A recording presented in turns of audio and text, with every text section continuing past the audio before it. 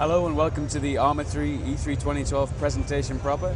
I'm Jay Crow, and with the help of my beautiful assistant Ivan Buchta, we're going to hopefully take a quick run through the game. And starting off, we're going to have a tour around Camp Maxwell.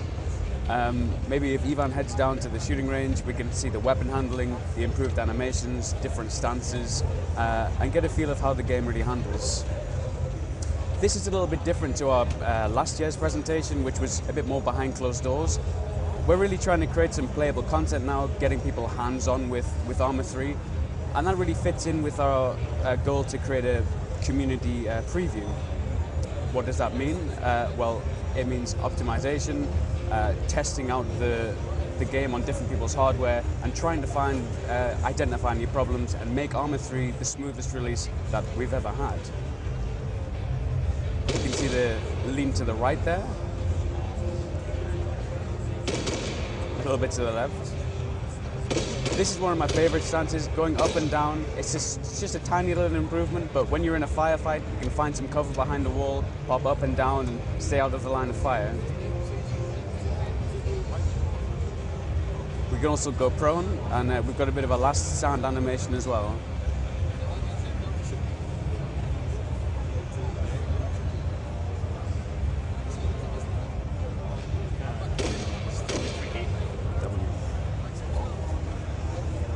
There we go. Again, our goal is to make things a little bit more fluid, a little bit less clunky.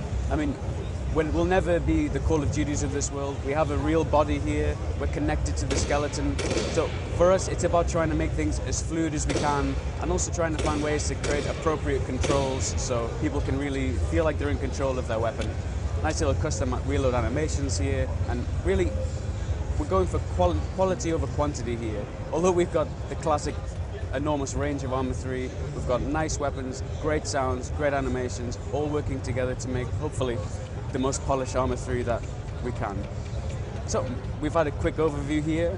Maybe we can jump into one of the showcases and get to see some of our features a little more close up.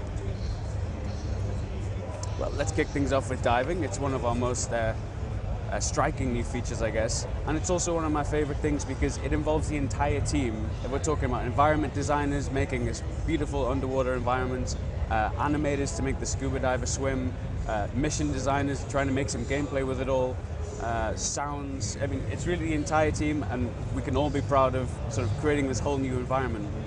I think it's a logical extension of what Arma is all about. It's another aspect of freedom.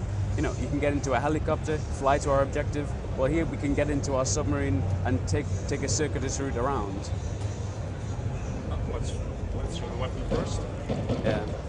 So this is a special underwater rifle. It's not like we can take an M16 under the water and start laying down some fire.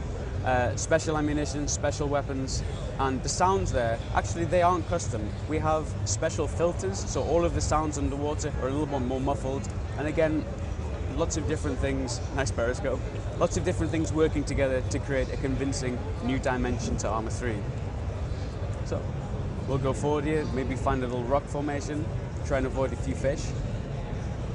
And we can see the render-to-texture technology. It's a fancy word for picture-in-picture, so we can navigate using it without having to travel by third person.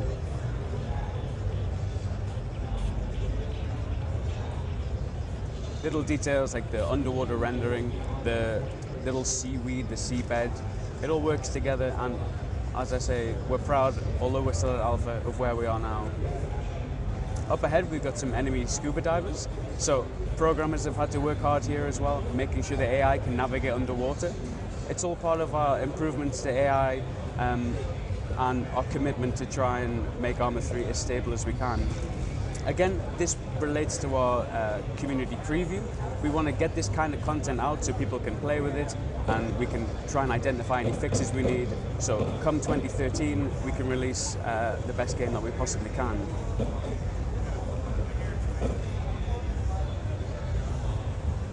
The guns have a range of something like 30 to 50 meters. I mean, obviously this is a simple case of configuration, but we want to have a good balance between something that's authentic and something that offers some interesting gameplay for the players. In this scenario, we were supposed to take out a couple of divers, go up to our underwater mines, deactivate them, maybe clear the way for a beachhead assault the next day.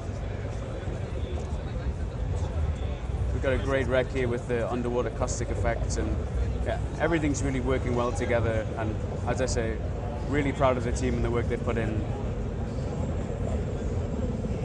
That's a helicopter that we can hear overhead.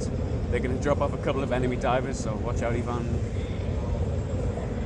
And again, that muffled sound creating this feeling about being underwater. It's a whole new game in itself, just this small game mode, I think. So Underwater gave us some idea of the improvements, the lighting, the underwater rendering. Nighttime is another great place to be able to see that in effect. Dynamic lights from vehicles or weapon-mounted lights particularly. Up ahead of us we've got some chem lights, and we'll follow this trail to find our friendly patrol, maybe engage in some nighttime operations. Show the muzzle flash.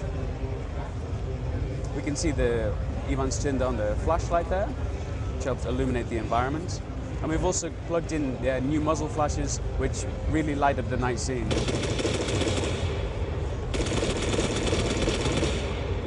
Wonderful timing.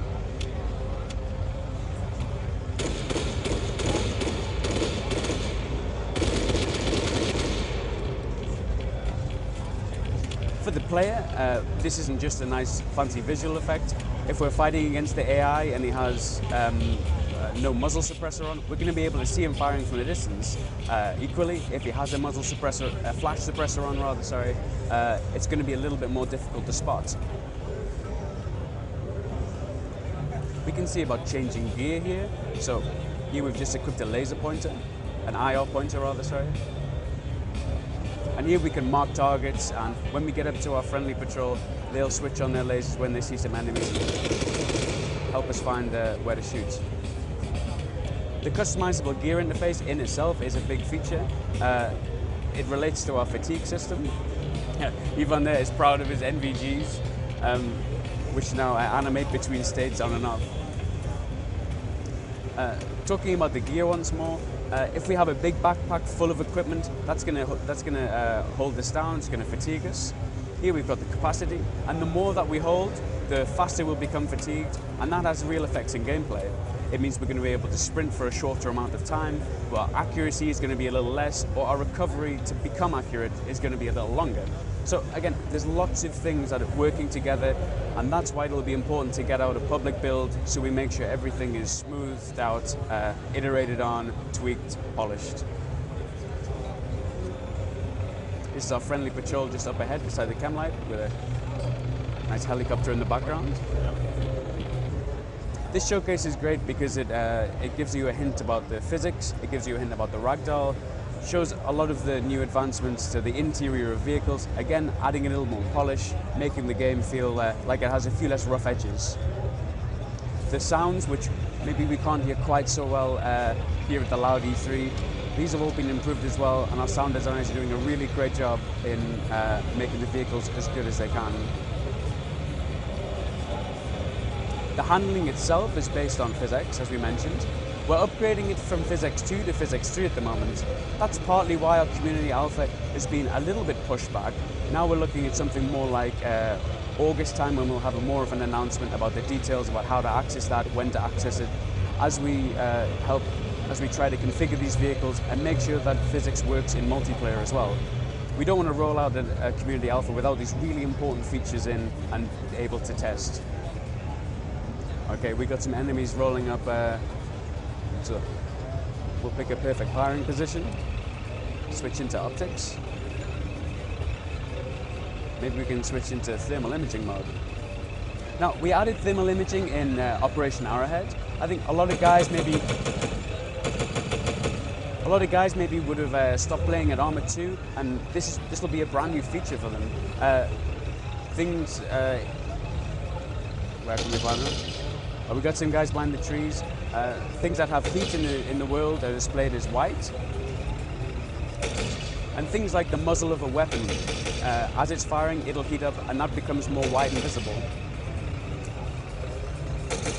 If we can hit some grenades on these soldiers, we'll see some of the ragdoll in action. But unfortunately, they seem to be taking more effective cover than I'd like them to.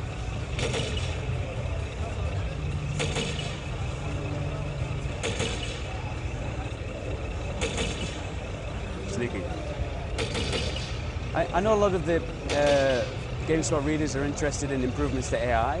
As you can see, Ivan's having a bit of a job attacking them at the moment. But to talk about specifics, if we look at things like the Operation Arrowhead beta patch testing pipeline, which is a bit of a mouthful, we've seen a lot of really nice improvements which now can be merged into Arma 3, and again, with the help of the community and the commitment of our skill programmers, try and really help take this complex game and make it as solid as possible.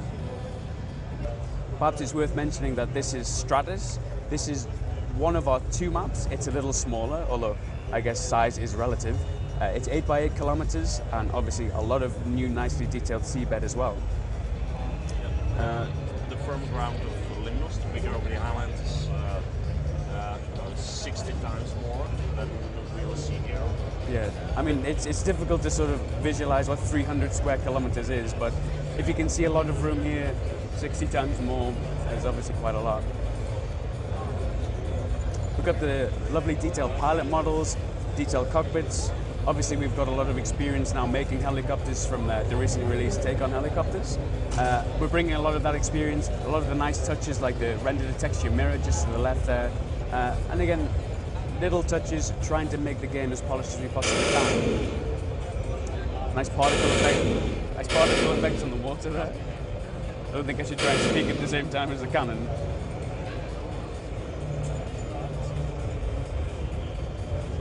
And we can switch to rockets and take a look at them firing as well, I think.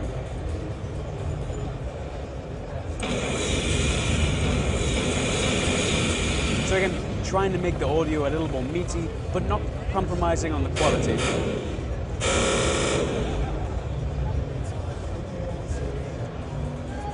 Ivan's not much of a pilot, so I'm glad that you haven't crashed. But I think this gives us a good view of the scale of the terrain, and again, reinforce this idea of Arma being about freedom. Freedom to travel around the map, to jump into a helicopter, jump underwater, really fight the battle however it is that you like to. So, classic clean sweep operation. We're going down into this small village on the island.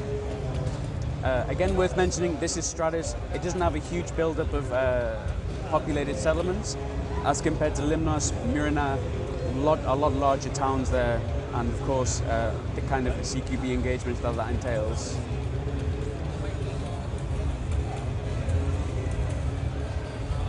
Well, I think that we can just sort of let the game speak for itself at the moment. It's very smooth to play, and the lighting on its own makes it feel like a completely new game, aside from the features.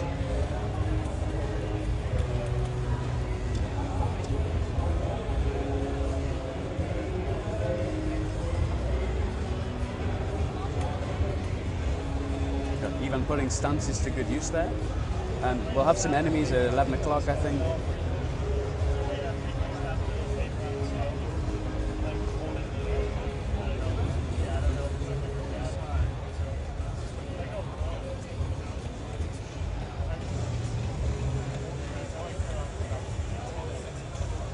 So I talk about the iterative development of the AI.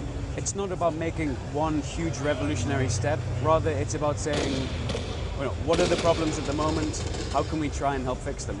A good example is the PMC DLC released last year. It was a couple of missions based in Zargabad. Now that's a big urban terrain, and we were finding the AI were moving through really excruciatingly slowly. So we didn't just accept that. We said, okay, what's going on here? We got Under Spaniel on the case, and he worked out that actually the AI were evaluating almost every object in the scene, trying to find the right place for cover. They were trying to do too much, and it was slowing them down. So what they do now is it's a little more simplified. They'll find the correct cover without trying to find every single small wall to take cover behind. If I'm taking cover behind a wall equally, they'll throw a grenade over the top, as we saw in our E3 preview video.